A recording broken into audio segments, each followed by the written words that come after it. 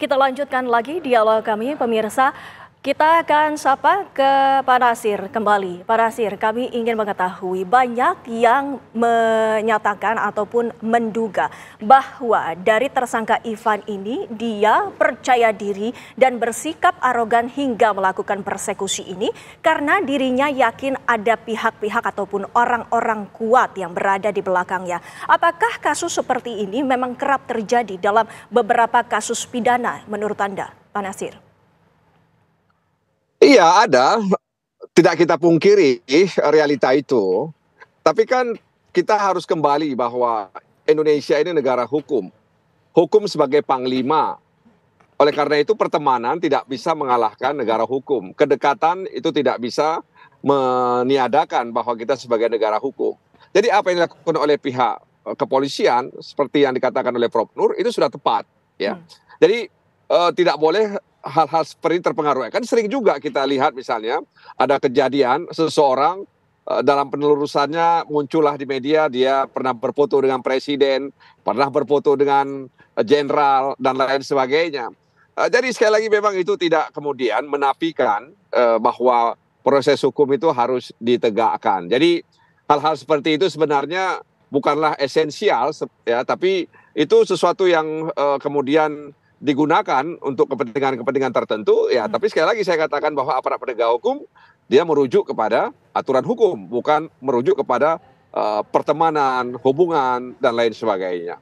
Oke, baik, kita ke Prof. Nur kembali. Prof. Nur, tadi di segmen sebelumnya Anda menyatakan tidak ada hubungan sebenarnya kasus intimidasi dari tersangka Ivan ini terhadap siswa dengan kasus TPPU yang kini menjeratnya. Karena memang dalam Undang-Undang TPPU sendiri bahwa tindak pidana pencucian uang memang tidak bisa berdiri sendiri. Pasti harus ada pidana asalnya, begitu, pidana pokoknya. Nah, apakah kemungkinan ini akan membuka kotak Pandora lebih besar lagi bahwa sebetulnya ada kasus-kasus lain yang akan menjerat tersangka Ivan Sugianto, atau seperti apa Anda melihatnya?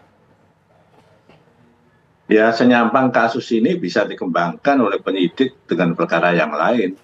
Tadi kan sangat kuat ada apa istilahnya hasil pemeriksaan yang dilakukan oleh PPATK menunjukkan bahwa yang bersangkutan itu terindikasi kuat melakukan transaksi yang tidak legal. Nah, dari situlah pintu masuk untuk memeriksa TPPU-nya. Memang sekali lagi ya ini tidak ada kaitannya dengan kasus sebelumnya. Ini merupakan suatu momentum bagi penyidik untuk mengembangkan itu, dan itu tidak salah. Lantas Pak Nasir, mungkin Anda bisa menjawab karena memang sebelumnya anggota Komisi 3 maupun maksud kami Komisi 3 DPR RI telah melakukan rapat sebelumnya dengan Polri dan juga PPATK. Apakah diketahui apa alasan dari PPATK ini membekukan rekening dari tersangka Ivan ini sendiri? Ya, sebenarnya laporan tentang si Ivan ini sudah ada di PPATK ya.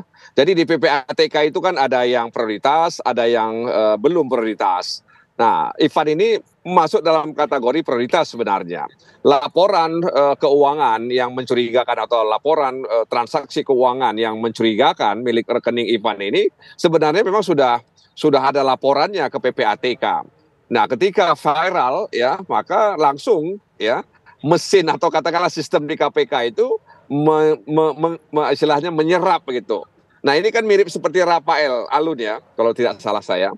Itu kan kasusnya ketika sang anak ya, kemudian muncullah ya, muncul kasus-kasus lain, kemudian masuklah kepada tindak pidana pencucian uang. Jadi sebenarnya ini apa ya istilahnya, kalau dikatakan kebetulan, sebenarnya tidak juga kebetulan ya. Tapi memang ini sudah menjadi perhatian dari PPATK, sudah dilaporkan kepada PPATK. Ya, sistem di PPATK maksud saya melaporkan ke PPATK itu, sehingga kemudian ketika peristiwa ini terjadi lalu kemudian menjadi heboh di dunia maya, ya akhirnya terenduslah semuanya itu.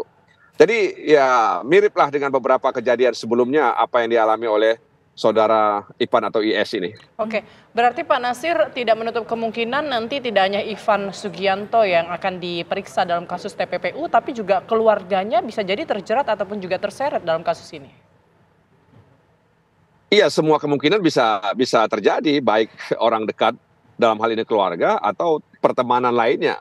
Ya, kalau Rafael Alun itu kan keluarga dekatnya, ya. Kita tidak tahu nih Ivan Sugianto ini apakah juga sama nasibnya seperti Rafael atau juga menghubungkan pihak-pihak lain di luar kerabat atau keluarga dekatnya begitu. Jadi sekali lagi ya. Kadang-kadang guyonnya begini nih Putri dan Windy, guyonnya begini. Jadi kalau ada yang begini-begini itu jangan buat kasus, kira-kira begitu. Kalau lu buat kasus viral, lu kena, kira-kira begitu kan. Tapi ya sekali lagi saya katakan bahwa ya mudah-mudahan PPATK juga nanti kita minta ya oleh Komisi 3 agar lebih menertibkan hal-hal seperti ini. Artinya jangan sampai ketika viral lalu kemudian PPATK bertindak, mengendus, kemudian memblokir dan lain sebagainya. Prof. Nur, yang kami ketahui bahwa dari pihak orang tua dan juga tersangka Ivan ini sebenarnya sudah berdamai. Dan juga kami ketahui pula bahwa orang tua dari anak yang menjadi korban ini tidak pernah melakukan aduan kepada pihak kepolisian. Apakah tanpa adanya delik aduan ini, kasus ini bisa diproses, Prof? Sepanjang pengetahuan saya, pasal 335 KUHP, pasal 80 Undang-Undang Perlindungan Anak itu bukan merupakan delik aduan. Jadi itu merupakan delik biasa. Jadi tanpa pengaduan dari pihak korban bisa. Dan yang kedua, ada informasi dari lawyernya dari korban, kebetulan teman saya, sebetulnya perdamaian itu tidak terjadi. Tidak terjadi.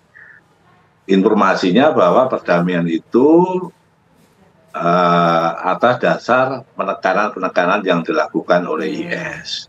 Nah, kalau demikian maka tidak bisa perkara ini dilakukan yang namanya restoratif justice. Kalau restoratif justice itu kalau sudah ada pemulihan kepada pihak-pihak korban. Nanti pihak korban mencabut laporan itu. Kalau di dalam hal ini tidak seperti itu, maka perkara ini bisa terus sampai ke pengadilan, manakala kalau penyidiknya itu sudah memenuhi atau sudah mempunyai minimal 2 alat bukti yang sah dalam hal ini. Prof. Nur, kalau misalnya saya balik lagi ke soal TPPU tadi, kalau misalnya memang apakah memang sering terjadi mungkin kasus-kasus yang mungkin tidak berhubungan dengan TPPU kemudian mendapat rujukan begitu dari Mabes Polri atau dari institusi mana yang kemudian akhirnya PPATK bergerak untuk memberikan rekomendasi ataupun juga rujukan hasil penyelidikan terhadap calon tersangka ataupun tersangka itu. Apakah bisa dilakukan seperti itu? Persis seperti yang disampaikan oleh Pak Nasir tadi, ini contohnya kan kasus Rafael Alun itu kan hampir sama dengan kasus ini kan gitu. Hampir sama dengan kasus ini. Kalau Rafael Alun anaknya dulu yang melakukan penganiayaan terhadap temannya. Kalau ini bapaknya kan gitu kan, hampir sama ini.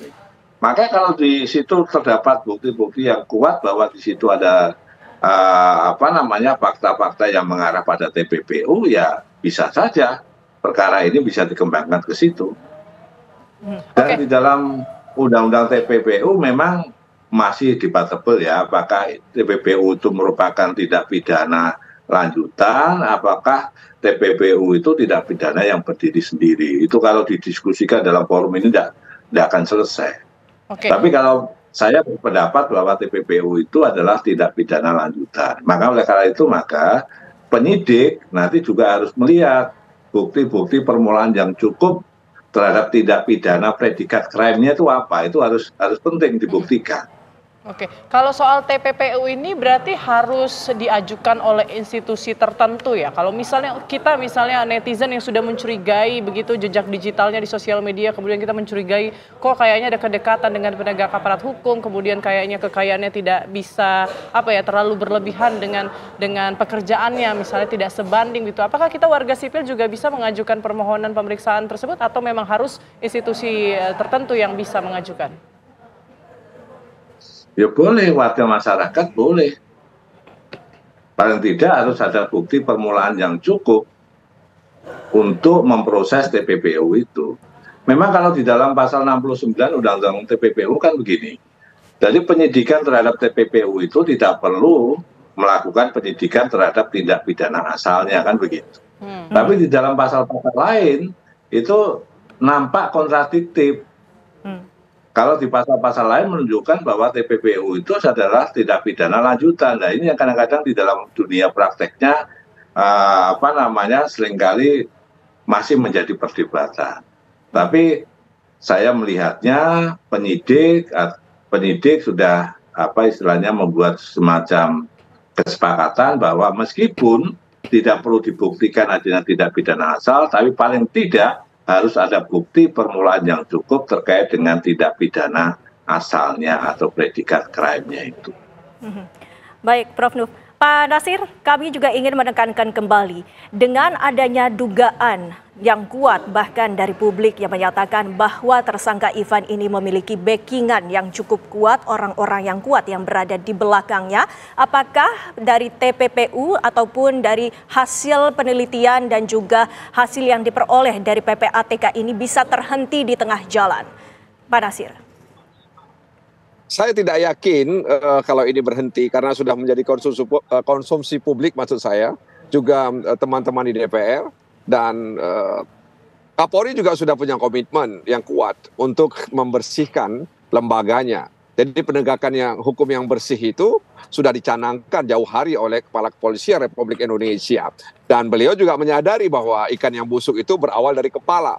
Jadi narasi yang disampaikan oleh Pak Kapolri itu menunjukkan bahwa kedekatan hubungan dan lain sebagainya itu tidak akan mempengaruhi penegakan hukum, apalagi kalau misalnya terkait dengan tindak pidana pencucian uang. Jadi PPATK itu sebenarnya dia memantau seluruh lalu lintas uang yang ada dalam rekening setiap orang, dan tentu saja kemudian ada transaksi yang mencurigakan. Nah, boleh jadi PPATK diharapkan harus lebih berani untuk mengungkapkan kemana saja misalnya aliran-aliran itu dan bagaimana mendapatkannya. Nah, kita tunggu saja PPATK. Mudah-mudahan tidak terhenti oleh tangan-tangan lain di luar PPATK. Baik, terima kasih Pak Nasir. Kita tunggu ya bagaimana tindakan lanjut dari PPATK. Apakah akan membuka kotak Pandora semakin luas lagi bahwa kasus asalnya atau pidana asal dari dugaan pencucian uang yang menjerat Ivan Sugianto. Terima kasih Pak Nasir. Profesor Nur Basuki Minarno sudah bergabung bersama kami di Kabar Petang. Sehat selalu, selamat sore. Selamat sore Bapak-Bapak.